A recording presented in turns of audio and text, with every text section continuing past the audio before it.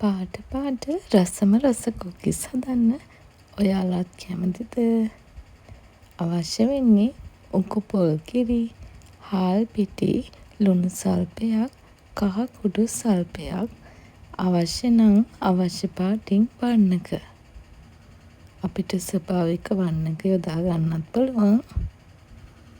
මුලින්ම මේ ආකාරයට පොල් කිරිත් සමග මිශ්‍ර කරගන්න ඕන.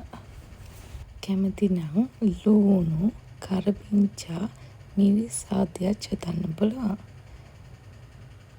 පසුව මේ පේන ආකාරයට තෙල් තාච්චල් ලිපේ තියලා කොකිස් අච්චුවෙන් කොකිස් බෙද ගන්න පුළුවන්. අවශ්‍ය ප්‍රමාණයට කොකිස් ගෙඩි කරවුනාම බෙදීගෙන ඉද්දී ලිපෙන් බා ගන්න ඕන.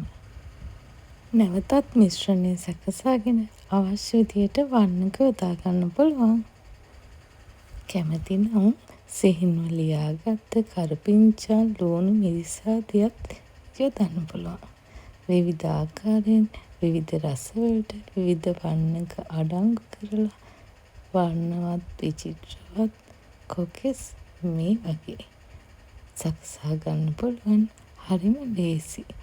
ඔයාලත් try කරලා බලන්නකෝ.